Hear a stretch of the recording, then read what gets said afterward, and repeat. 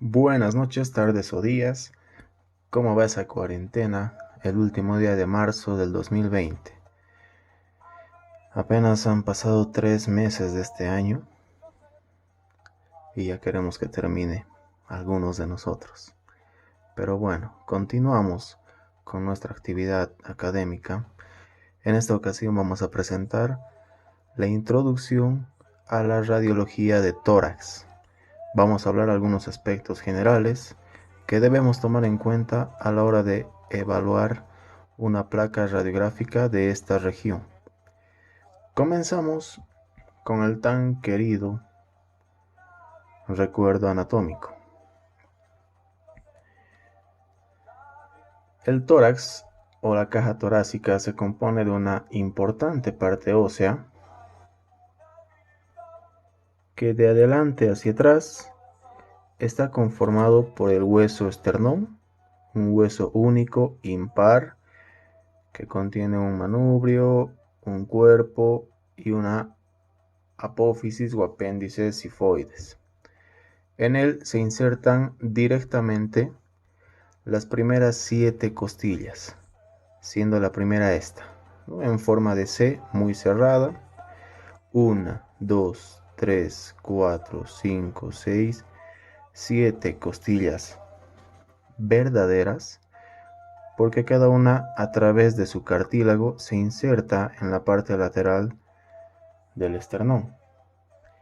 Luego tenemos 3 costillas falsas, 8, 9 y 10. Se llaman falsas porque se llegan a insertar de manera indirecta. Se prestan el cartílago costal de las costillas superiores para llegar hasta el esternón. Y 2 costillas flotantes que, como su nombre lo indica, no llegan a tener contacto con el esternón, pero sí todas se insertan en las fositas costales de las vértebras torácicas. 12 pares de costillas, mismo número de vértebras torácicas, 12. Y en este caso, estas que ya están libres de costillas pertenecen a L1, L2, con sus apófisis costales o transversas. Entonces, esternón por delante, insertándose los arcos costales desde el primero hasta el séptimo verdaderas, 8, 9 y 10 falsas, 11 y 12 flotantes. Además tenemos a la clavícula, que a través de su cabeza llega a insertarse también en la parte superolateral del esternón, y hacia atrás se continúa con la escápula o el omóplato. En su conjunto, el tórax consta de 2 orificios que están aquí abajo citados, un orificio craneal y un orificio caudal. El orificio craneal es el que forma la parte superior del esternón, los primeros arcos costales y la primera vértebra torácica, es decir, la cavidad superior, donde está ingresando para el contenido intratorácico. Y el orificio caudal viene a ser el orificio inferior, el de salida, ¿no?, marcado por el reborde costal y los arcos costales correspondientes.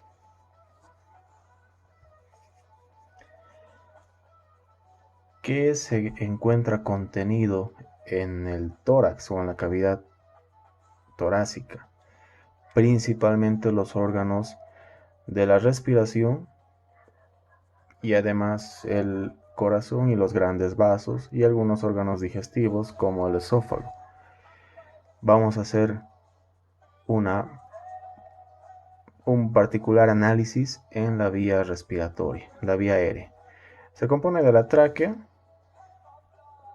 que es la continuación de la laringe, y el punto de bifurcación, es decir, donde nacen los bronquios principales, lleva el nombre de carina, la carina traqueal, que debe tener un ángulo para los dos bronquios no mayor a los 100 grados. es decir, ligeramente obtuso el ángulo de bifurcación. Este es el pulmón derecho con sus 3 lóbulos, superior, medio, inferior. Tiene 2 cisuras, una cisura horizontal, ¿sí? Por más que esté un poco curveada, se llama cisura horizontal, y una cisura oblicua.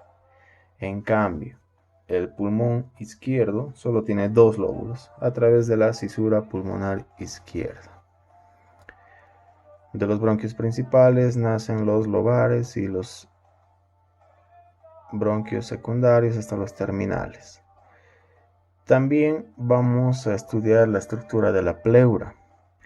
Si hago un corte a este nivel y hago la ampliación, me voy a encontrar con el músculo intercostal. Aquí está el cartílago costal seccionado y 2 hojas para la pleura.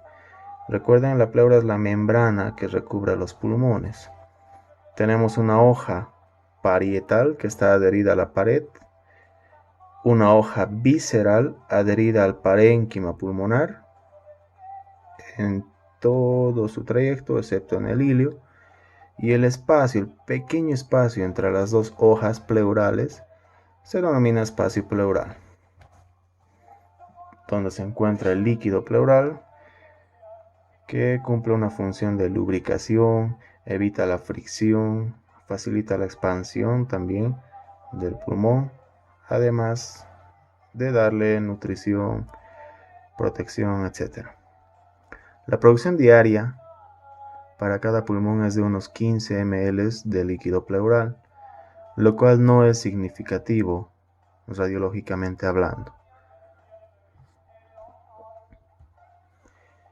Vamos a tomar en cuenta las proyecciones en orden de frecuencia. De lejos, la más utilizada va a ser la proyección póstero-anterior de tórax.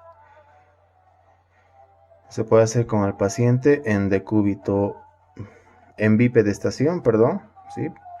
Es importantísimo hacer con el paciente de pie y muchas veces se puede requerir, según la patología que estamos estudiando, la misma proyección, pero con el paciente en decúbito ventral.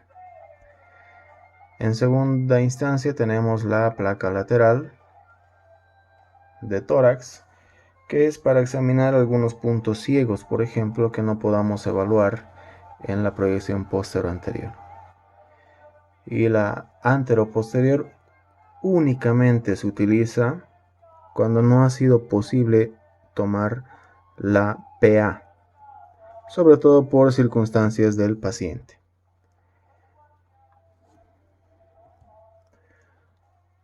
Algunos aspectos a tomar en cuenta en la proyección posterior es la proyección estándar, la más utilizada. Esta distancia ya sabemos que es mayor a la que, por ejemplo, se toma en cráneo, 1,80 como promedio, para respetar las dimensiones, sobre todo cardíacas. Paciente en bipedestación y un detalle muy importante, tiene que estar en inspiración forzada, es decir, se solicita al paciente que inspire lo más que pueda, que retenga el aire, que permanezca inmóvil hasta terminar el estudio y recién puede exhalar. Aquí está el rayo central o la fuente para el rayo central, paciente en bipedestación, y el radiólogo va a tomar la placa a una distancia de 1,80 metros, 1,8 metros. La placa que vamos a obtener es esta, que la vamos a describir a continuación. La proyección lateral se hace siempre, a no ser que esté contraindicado, con el paciente apoyando el hemitórax izquierdo en la placa, como estamos viendo acá. El paciente apoya el hemitórax izquierdo de modo tal que el rayo central ingresa por el hemitórax derecho y ustedes saben que lo que se apoya en la placa es lo que se proyecta. Esta proyección lateral nos permite observar, por ejemplo, el mediastino. El mediastino no es otra cosa que el espacio comprendido entre los dos lóbulos pulmonares. Tenemos un mediastino superior en relación a los grandes vasos y un mediastino inferior representado por el corazón, el cual se subdivide en un anterior o retro, external o precardíaco también se llama. El mediastino medio, ocupado por el corazón, y el retrocardíaco o prevertebral. Entonces, complementario siempre a la proyección posterior anterior, la lateral, y no se olviden, se apoya el hemitórax izquierdo en la placa para que pueda ser proyectado este. Y la proyección anteroposterior, generalmente se utiliza el aparato portátil. ¿Por qué? Porque el paciente puede ser un paciente posoperatorio, de terapia, o que no pueda ser movilizado. Entonces se puede transportar el equipo de rayos X hasta la cama del paciente y tomarla anteroposterior. No es la más recomendada en absoluto, pero nos puede sacar del apuro cuando necesitemos tener acceso a la cavidad torácica del paciente. Obviamente las imágenes son menos nítidas, hay magnificación de la silueta cardíaca, pero siempre es mejor que no hacer nada. Bien, habiendo hecho la introducción con el recuerdo anatómico, con las proyecciones, vamos a ver una guía paso a paso de qué hacer cuando nosotros tengamos que evaluar una placa radiográfica de tórax, pero también es aplicable con las respectivas excepciones, obviamente, a cualquier otra región. La vamos a resumir en 3 grandes pasos. El primer paso es la identificación del paciente, donde vamos a responder 5 preguntas sencillas. Este método ha sido diseñado por la escuela anglosajona, de modo tal que van a ver algunas palabras que estén en inglés, pero que a la traducción nos vamos a dar cuenta que es muy sencillo. En el segundo paso vamos a ver los datos ya técnicos, los criterios técnicos respecto a la placa y a la calidad de la misma. Número 1, paciente, todo lo que tenga que ver con el paciente. Número 2, con la placa, ¿sí? Y el número 3, recién en el tercer paso, nos vamos a aventurar a la interpretación y lectura de la placa a través de un sistema que proviene del inglés, que incluye las primeras 5 letras del alfabeto, el ABCDE. Vamos con el primer paso. La identificación del paciente. ¿Cuáles son esas 5 famosas preguntas? Las 5 Ws o Ws. Who, quién, es decir, nombre del paciente, edad, sexo, si es posible ocupación. Después, ¿qué antecedentes tiene, por ejemplo? ¿De dónde proviene? No es lo mismo un paciente que viva en las alturas o trabaje en las minas que una persona que esté viviendo al nivel del mar, por ejemplo. ¿Dónde ha sido tomada la placa? ¿Cuándo ha sido tomada la placa? Eso es muy importante, verificar la fecha de toma de la placa. ¿Por qué? Sobre todo en nuestro medio. No solo en Bolivia, me aventuro a decir en Latinoamérica. Los pacientes son muy descuidados. Se les solicita una placa y la hacen mucho tiempo después. Entonces es necesario tener la fecha de toma de la placa para ver si ha habido alguna evolución favorable o desfavorable en su enfermedad. ¿Y por qué se está solicitando? Tiene que justificarse el pedido de la placa. Entonces, datos y antecedentes que tienen que ver sobre todo con el paciente y sus diferentes circunstancias. Luego vamos a pasar a los datos técnicos. Todo esto es antes de buscar alguna patología en la placa. Por ejemplo, dentro de los criterios técnicos ya hemos visto datos del paciente y la posición, que es muy importante. Si es en bipedestación o en decúbito lateral, decúbito ventral, dorsal, etc. Del 2 al 5 son cualidades propias de una buena placa. Por ejemplo, la placa de tórax tiene que estar centrada. ¿Cómo sé si está centrada?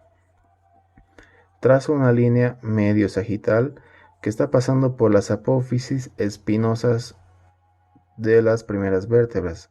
Si ustedes observan, se pueden ver las apófisis espinosas. Trazo una línea sagital y luego me fijo los rebordes de las cabezas de la clavícula. De aquí en adelante la mayoría de las placas que vamos a ver son póstero-anterior, ¿sí? Entonces, tomando en cuenta ese dato, vamos a ir describiendo las imágenes. Entonces son póstero-anterior mientras no digamos lo contrario. Tengo las cabezas claviculares y tiene que haber una equidistancia, tanto a izquierda como a derecha. Ustedes saben que esta es la derecha del paciente y esta es su izquierda. Frente a nosotros está. Entonces verifico si está respetando la misma distancia derecha-izquierda. Lo mismo la angulación. Una buena placa tiene que estar bien inspirada en apnea. Vamos a explicar esto. Tiene que estar bien penetrada o correctamente penetrada es el término. Y el paciente no tiene que moverse durante el estudio. Entonces aquí tenemos otro ejemplo de una placa centrada, aunque no está bien penetrada en este caso, pero estamos hablando del hecho que esté centrada. Línea sagital y equidistante entre la línea sagital y las cabezas de las clavículas, ¿sí? Y además que tienen que verse los dos campos pulmonares de manera simétrica. Miren en este caso, en la imagen inferior, no se respeta esta equidistancia. Es más, la altura de las dos clavículas no es la misma y por tanto tengo un desastre de placa. No por el paciente, sino por la técnica que se ha empleado al momento de tomar. Cuando la placa no está centrada, se dice que está rotada. Bien. Vamos al siguiente punto. Una buena placa tiene que estar correctamente inspirada en apnea. Es decir, se le pide al paciente que haga una inspiración profunda y retenga el aire. Y que se mantenga inmóvil hasta terminar el estudio. Una placa bien inspirada me va a ampliar los campos pulmonares, como puedo ver acá. Esta del medio es la silueta cardíaca. Este de abajo es el... Bueno, en realidad sabemos que está el diafragma. Inmediatamente debajo, hacia el lado derecho, epigastrio y a veces hipocondrio izquierdo, el hígado. Y luego se continúa con el estómago. Entonces miren, cuando está bien inspirada hay una expansión de los campos pulmonares. Se puede observar los arcos costales, la silueta cardíaca, los ángulos costo y cardiofrénicos.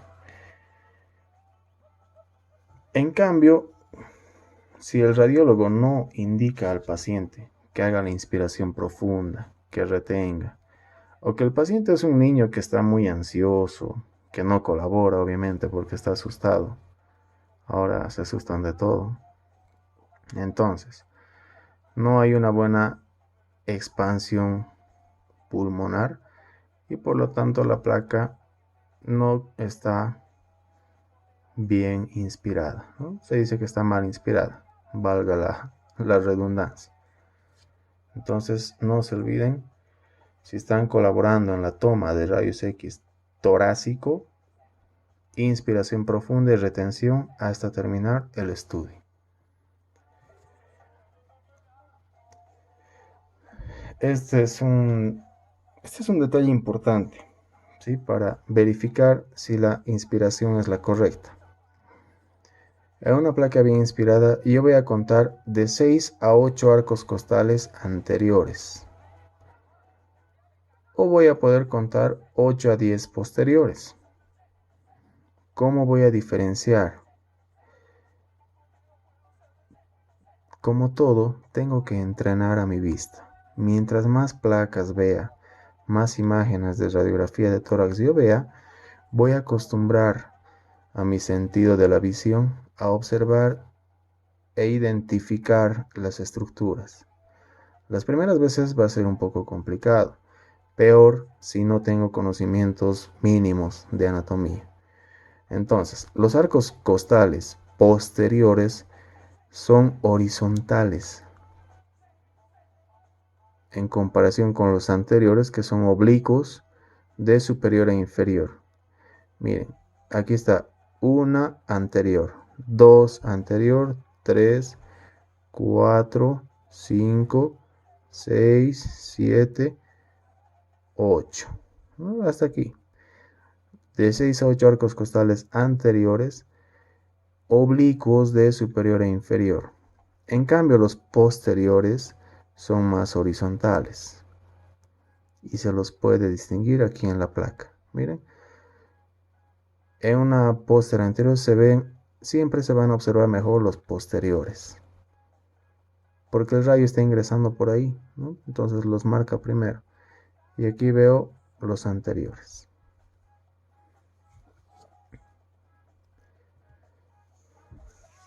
La penetración, que está en relación con el kilovoltaje. No es lo mismo hacer un estudio a un paciente eutrófico o con cierto grado de desnutrición, que tiene poco tejido adiposo o casi nada, tiene un tórax estrecho. No es lo mismo que hacer eso en un paciente obeso con abundante tejido graso, con un tórax amplio. El radiotécnico tiene que ajustar el kilovoltaje para poder atravesar ese tejido. Entonces, de ahí que voy a obtener la penetración. Cuando una placa está bien penetrada, yo voy a buscar los primeros arcos costales que estoy observando acá. Si ustedes me siguen, forma una especie de corazón que han dibujado, ¿no?, en el colegio tantas veces. Ahí está. Y tengo que contar a partir de la clavícula hacia arriba por lo menos 4 apófisis espinosas. ¿Sí? Aquí está. 1, 2, 3, 4. Voy a observar claramente esas 4 apófisis espinosas y me voy a la silueta cardíaca. Y también voy a observar, por más que esté sobrepuesta la silueta cardíaca, los cuerpos vertebrales de las últimas vértebras torácicas. Además que en los ángulos costofrénicos y cardiofrénicos, que son estos, tengo que observar también los arcos costales, los inferiores. Y luego está la trama vascular, que a partir del hilio pulmonar y según la edad del paciente van a estar con cierto grado de calcificación o no. Entonces, esa es la penetración. Hemos dicho que está relacionada con el kilovoltaje. ¿Qué pasa si el técnico ha utilizado un kilovoltaje muy bajo para el paciente? Es decir, por ejemplo, ha venido un paciente muy delgado, ha utilizado un kilovoltaje bajo, y luego vino un paciente obeso y no ha modificado ese ajuste. La placa me va a salir así. Va a parecer que tuviera calcificaciones, que tuviera condensación. Y miren, va a haber incluso borramiento de las estructuras óseas. No se distingue. Es una placa blanda o poco penetrada, se llama. ¿No? Parece que hubiera condensación, pero no es porque el paciente tenga alguna patología, sino que la placa ha utilizado un kilovoltaje bajo. Puede ocurrir lo contrario. Demasiada carga para un paciente penetra demasiado los rayos X. Y miren, puede borrar ya también el tejido óseo. Los arcos costales apenas se ven, la silueta cardíaca se está perdiendo y prácticamente ya no veo la trama vascular. Ninguna de las dos placas es buena. ¿Sí? Una placa idónea es esta. Bien. Pasamos al tercer paso, que es el sistema de lectura. Y aquí vamos a utilizar un mnemotécnico, hemos dicho de la escuela anglosajona, el ABCDE, que viene del inglés: airways, breathing, silueta cardíaca, alteraciones óseas y todo lo demás. Las siglas del inglés, no se olviden. Pero yo la traducción: vía aérea, sobre todo tráquea y bronquios. Breathing, los órganos de la respiración. Pulmones y la pleura. Importantísimo el C, si quieren de corazón o silueta cardíaca, con todos los elementos que vamos a describir ahora. Voy a observar el tejido y alteraciones óseas. D. Ahora, si quieren, se acuerdan de la vitamina D, donde se encuentra en el hueso. Listo. Y E, everything else, para otros hallazgos o todo lo demás. Con este mnemotécnico, con este sistema, no se nos va a escapar ningún detalle. Obviamente con la práctica. Empezaremos por la vía aérea. La A, de airway. La tráquea se va a ver en la placa otra vez posterior anterior, se va a ver ligeramente radiolúcida, porque es vía aérea, contiene aire. Tiene un trayecto regular, a veces puede estar desviado ligeramente hacia la derecha. Esto es normal, porque a este nivel se va a encontrar el arco de la aorta del corazón. Entonces puede haber una ligera desviación hacia la derecha. Ligera, como en este caso. El punto de bifurcación, que es la carina, también se va a observar. Y ese nivel ya corresponde a los bronquios principales, derecho e izquierdo. El ángulo de la carina no debe ser mayor a los 100 grados, ¿sí? En este caso estaría más o menos por los 85. En vía aérea vamos a evaluar únicamente eso. Voy a pasar a la B de breathing, o de los órganos de la respiración, propiamente el pulmón y la pleura. Las cisuras que hemos marcado al inicio no se observan en una placa de tórax normal. Aquí hemos marcado para que podamos ubicarnos el nivel de los lóbulos. Lóbulo superior derecho, cisura horizontal o transversa. Luego, oblicuo en sentido inferior y medial, la cisura oblicua, que me va a delimitar al lóbulo medio y por debajo de esta al lóbulo inferior. Este es el ángulo costofrénico derecho. Miren qué limpiecito, está totalmente normal y está genial además. Así tiene que estar el ángulo costofrénico, tanto derecho como el izquierdo. El izquierdo solo tiene una cisura que me va a dar un gran lóbulo superior izquierdo y un pequeño lóbulo inferior izquierdo, correspondiente con el ángulo costofrénico izquierdo. Eso voy a ver en pulmones. Debo observar el ilio, la zona del ilio pulmonar, que va a estar sobrepuesta por el corazón, obviamente, pero miren la trama vascular del pulmón, ¿no? Son los vasos que están nutriendo, presentan una ligera radiopacidad, pero que es homogénea. Tiene que haber esta trama vascular en condiciones normales. La pleura, si observan aquí, normalmente está adosada a la pared, la parietal, y la visceral está adosada al pulmón. Por lo tanto, aquí está el esquema. En condiciones normales no voy a identificar a la pleura. En condiciones normales, sí, en algunas patológicas. Nuevamente aquí. Entonces estoy viendo los campos pulmonares. En la zona del ilio tiene que haber la trama vascular. La pleura no se ve. Y la forma correcta es empezar siempre en el vértice. Obviamente primero empiezo por un pulmón.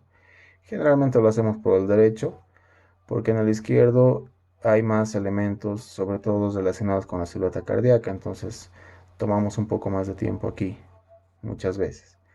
Empiezo en el vértice y voy haciendo una S, ¿no? Serpenteante. Voy bajando lateral, medial. Voy buscando calcificaciones, patologías, cambios de opacidad, signos de condensación, cualquier elemento que me llame la atención. He terminado el lóbulo derecho, paso al lóbulo izquierdo, empezando por el ápice o vértice pulmonar y la misma S serpenteante, ¿no? Hasta los ángulos costofrénicos. ¿Qué pasa cuando hay patología pleural? Hemos dicho que en condiciones normales no debe verse. Primero vamos a ir al esquema. Miren, este pulmón derecho está sano porque la pleura parietal está adherida a la pared y la visceral al pulmón. Entonces no se ve en la placa. Pero aquí, ¿qué ha pasado? El espacio pleural se ha llenado de aire y eso se llama neumotórax. Y la presión de este aire que ha invadido la cavidad pleural está empujando y está colapsando el pulmón, ¿sí? Miren, lo está colapsando, de modo tal que todo esto es aire en el neumotórax. Cuando se llena de líquido, puede ocurrir el mismo fenómeno. Empujan al pulmón. Pero ya no se llama neumotórax, se llama hidrotórax. Y si sabemos que el líquido que está empujando es sangre, ahí adopta el nombre de hemotórax. Generalmente son traumas torácicos abiertos, ¿no? De afuera hacia adentro. Apuñalamientos, heridas de bala, cualquier lesión corto, punzante y perforante que puede introducir aire a la cavidad torácica y también, consecuentemente, hemorragia. ¿Cómo puedo distinguir el neumo del hemo o hidrotórax en la radiografía? El aire, por gravedad, tiende a ser más liviano y se va a ir hacia arriba. Miren, en esta imagen superior, la parte del vértice pulmonar queda mucho más oscura o radiolúcida que las bases. Entonces el aire que ha ingresado se está yendo hacia los vértices. Es importante tomar cuando tenemos esta patología, es importante tomar en decúbito con el paciente recostado en decúbito y también en bipedestación. Aquí voy a buscar la trama vascular y miren cómo se respeta la trama vascular y la silueta cardíaca. Pero miren, en el pulmón derecho no hay trama vascular. No hay. Porque el pulmón aquí está colapsado, empujado por todo este aire. obviamente este paciente va a presentar síntomas y signos de insuficiencia respiratoria. Y ahí está. Ese es el neumotórax. El aire se va hacia arriba. En cambio, en el hidro o hemotórax, cuando sé que es sangre, por gravedad del líquido, ¿dónde se va a ir? A las bases. En este caso hay un derrame pleural del lado izquierdo. Bosamiento del ángulo cardiocostofrénico izquierdo. En bipedestación, el líquido se va a ir abajo y el pulmón queda aquí, pequeñito, colapsado. El lado derecho en este caso está sano. Diferencia, preguntas siempre en los exámenes de imagenología entre hidro o hemotórax y el neumotórax. Pero ¿qué pasa cuando tengo el combo? Es decir, el hidroneumotórax. Tiene los dos. Por el mecanismo de la lesión ha ingresado aire que se ha ido al vértice. Miren, es más radiolúcido que comparado con el pulmón sano. No hay trama vascular y el pulmón es estito. Miren. Y también hay derrame pleural. Bosamiento total, está ocupando todo el lóbulo inferior, parte del lóbulo medio. Entonces, hidroneumotórax y aquí está el pulmón, empujado por el aire y también por el líquido. Neumotórax. Hidrotórax o hemotórax si es sangre. Y el combo, hidroneumotórax.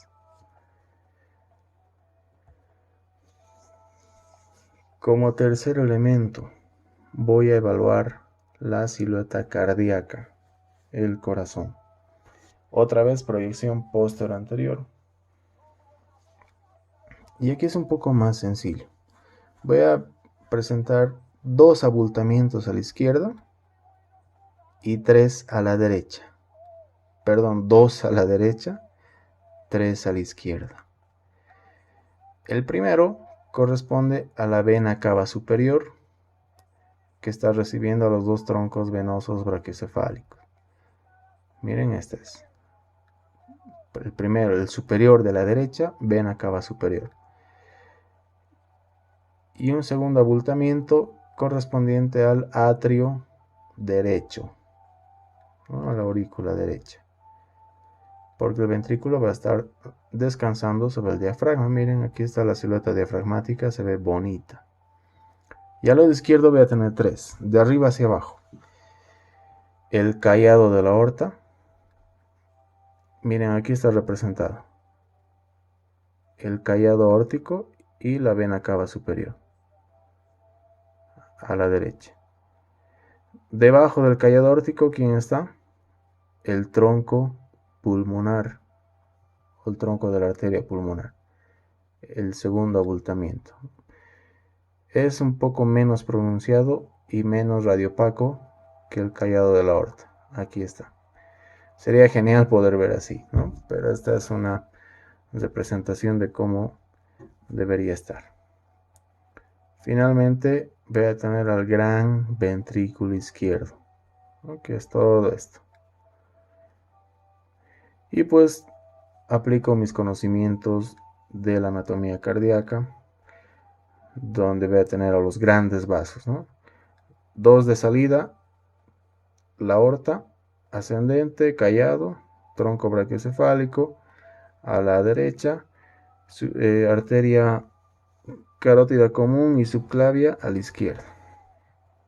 Y el tronco pulmonar que está yendo a la circulación menor.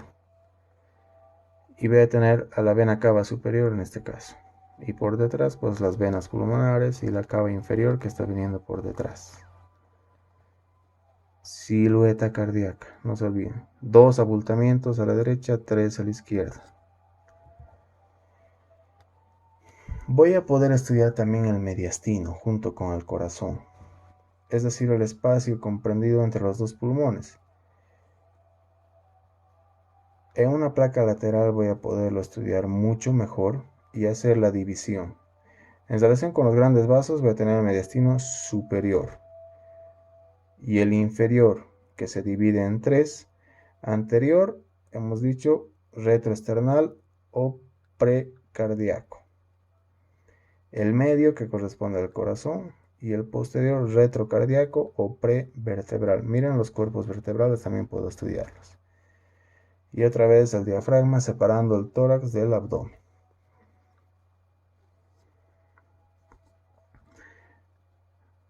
Miren aquí la tráquea, ¿no? Radiolúcida. Y esto es importante también, el índice cardiotorácico. No es otra cosa que la relación que existe entre el tamaño de la silueta cardíaca con el espacio que ocupa en el tórax. Y debe ser exactamente la mitad o menos. Es decir, yo voy a tomar dos mediciones en centímetros, obviamente. Primero, un diámetro transverso del corazón. Voy a sacar la medida y lo voy a dividir entre el diámetro máximo del tórax, que generalmente se hace justo por encima de los ángulos costofrénicos. Yo divido A, que es el diámetro transverso del corazón, sobre B, que es el diámetro transverso del tórax. Y el resultado voy a interpretar de la siguiente manera. En neonatos se asume que tiene un corazón un poco más grande en relación al tórax, y eso es normal. En los recién nacidos puede darme hasta 0,65 como máximo. Tiene que ser inferior a ese valor. Va creciendo y hasta los 2 años el índice cardiotorácico me tiene que dar 0,55. Y a partir de los 2 años y prácticamente hasta el adulto, tiene que ser exactamente la mitad, es decir, 0,5 o menos, ¿no? 0,48, 47. ¿Qué pasa si yo tengo un corazón demasiado grande? Por patología chagásica, principalmente, ¿no? Una cardiopatía dilatada se llama, en general. Voy a tener grados de cardiomegalia según el índice cardiotorácico. De 51 a 55, grado 1. 56 a 60, grado 2. Grado 3 de 61 a 65. Todo esto es en el adulto, por si acaso, o a partir de los 2 años. Y grado 4 de cardiomegalia mayor a 0,65. ¿Qué grado dirían que es ustedes esta cardiomegalia? De hecho, no es 1, ¿no? Estaría probablemente un grado 3. Tendremos que hacer la medición y tenemos el valor exacto. Pasamos a la D. Partes óseas y alteraciones. ¿Qué voy a evaluar aquí? En la parte ósea, la simetría, si es una placa PA. Las costillas, obviamente los arcos costales que ya hemos ido describiendo. La columna dorsal, tienen que verse las apófisis superiores y los cuerpos inferiores. Voy a evaluar la clavícula y el esternón también. Miren la placa lateral, los cuerpos vertebrales, por ejemplo. Tengo que ver la integridad del tejido óseo en busca de posibles fracturas o alguna masa tumoral que esté invadiendo tal vez al tejido óseo. Eso es lo que debo buscar en las partes óseas.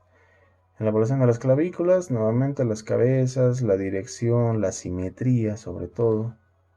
Los arcos costales hemos explicado, los posteriores son horizontalizados y los anteriores son oblicuos de superior a inferior y medial. Apófisis espinosas superiores, inferiores, por más que esté la silueta cardíaca, se ven los cuerpos vertebrales. Eso es ideal, ¿sí? De las últimas torácicas. Y el omóplato también no se me puede escapar. Por ejemplo, miren, aquí ya no hay un patrón simétrico. Estoy encontrando zonas de radiopacidad correspondiente a las costillas y evidentemente hay fracturas costales, ¿no? Entonces no se me puede escapar nada con este método del ABCDE. No es el único y no es que todos los médicos tengan que utilizar esta secuencia, ¿sí? Pero para el estudiante de medicina, por lo menos para iniciar en esto de la radiología de tórax, es muy útil el ABCDE. Finalmente tengo todo lo demás. ¿Y qué incluye esto? Partes blandas, cuerpos extraños, alguna prótesis. Empezaremos por el diafragma. Voy a evaluar los ángulos costo y cardiofrénicos que hemos señalado aquí anteriormente. Los costofrénicos son entre la costilla y el diafragma, y el cardiofrénico entre la silueta cardíaca y el diafragma. Miren, ¿qué les llama la atención acá? Esto no es normal. Esta pequeña línea radiopaca es el diafragma, pero este patrón radiolúcido es aire. Esta es una imagen típica del neumoperitoneo, es decir, por algún trauma abdominal probablemente ha ingresado aire al peritoneo y lo está empujando, de modo que me va a separar el diafragma del hígado y del estómago. Esta es la burbuja gástrica, ¿no? Que generalmente se ve radiolúcida en el paciente de pie por gravedad, ¿no? Corresponde al fundus gástrico, pero este espacio no debe verse. Este es un neumoperitoneo. Aquí están los costofrénicos derecho y aquí está el izquierdo, ¿no? Limpios, tienen que ser afilados y está dispuesto en la evaluación del diafragma, por ejemplo. La silueta mamaria en pacientes femeninos. Muchas veces ustedes no se van a encontrar directamente con el paciente. Les van a mostrar la placa y les van a decir interprete. Entonces, sin conocer al paciente, para eso ya tengo los datos de filiación, ¿no? El sexo, la edad, el nombre, etc. Entonces voy a buscar en el paciente femenino el reborde o la silueta mamaria, ¿sí? No tiene otro nombre que silueta mamaria. Va a depender mucho la altura de esta silueta de la constitución y de la edad de la mujer, ¿no? No es lo mismo una señorita de 25 años, 90, 60, 90, que una señora de 95 años, donde la silueta mamaria va a estar a la altura del ombligo. Y sí ocurre eso. O lo mismo, ¿no? Si son jovencitas pero con abundante tejido graso, pues la silueta mamaria también tiene variaciones. Miren en este caso, a la izquierda hay una buena silueta, pero miren a la derecha. ¿Qué ha pasado? Mastectomía. Paciente mastectomizada. También salen nódulos linfáticos, ¿no? Es una zona rica en nódulos. Por lo tanto, se hace la mastectomía por neoplasia, células carcinógenas. Entonces se hace la extracción quirúrgica junto con nódulos y ahí está la solución, ¿no? Para volver simétrico nuevamente, porque independientemente de la edad, pues siempre hay un respeto a la integridad, a la autoestima de la paciente. Entonces, por más que se ha hecho la mastectomía, se puede hacer los implantes mamarios para poder compensar la asimetría.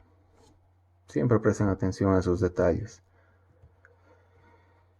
Finalmente, prótesis o cuerpos extraños. Miren, paciente con, ¿qué se llama esto? Eso.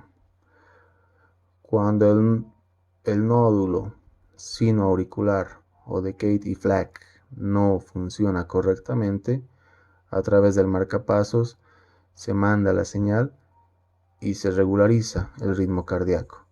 Y miren, el otro catéter está yendo cerca del vértice para las fibras de Purkinje y así producir la contracción cardíaca, ¿no?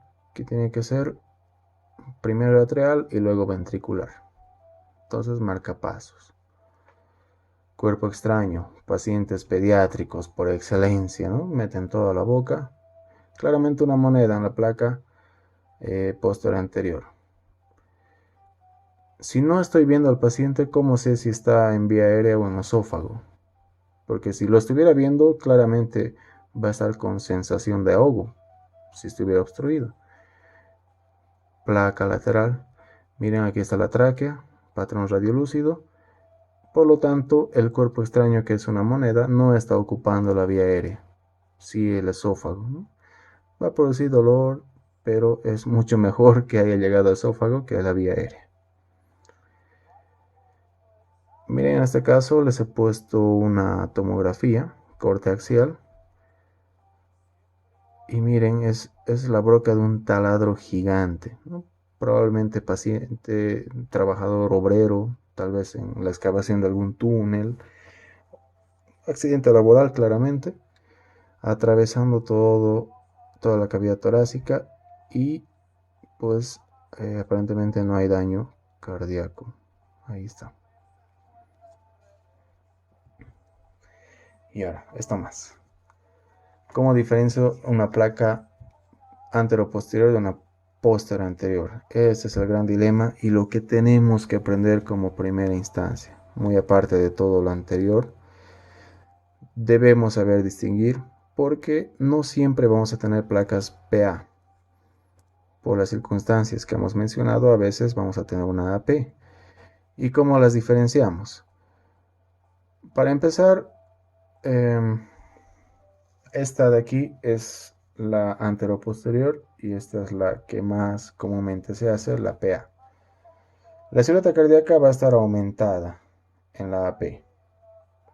En cambio, sus dimensiones se respetan en la posterior anterior. Las escápulas que están aquí van a estar sobrepuestas sobre los campos. Hay imágenes mejores que esta. Pueden buscar. Entonces la escápula se sobrepone a los campos pulmonares. En cambio no ocurre lo mismo porque se sitúan laterales. Miren, aquí está el lateral, la escápula se encuentra hacia afuera de los campos pulmonares, en la posterior anterior. Las clavículas tienen una dirección transversal y por encima del vértice pulmonar en la AP. En cambio, miren, son oblicuas aproximadamente unos 5 centímetros debajo del vértice en la posterior anterior. Entonces, este probablemente sea el signo más fácil de observar, las clavículas, ¿no? Entonces, acostúmbrense a ver las clavículas en la posterior anterior, 5 centímetros por debajo del vértice, en una angulación oblicua. En cambio, recta y por fuera del campo pulmonar en la anteroposterior. Y bien, los dejo con el gran maestro, el ídolo más grande del rock latino, para quienes no lo conocen. Eso ha sido todo por hoy. Muchas gracias. Y no se olviden repasar anatomía y esta introducción para luego entrar a las patologías pulmonares.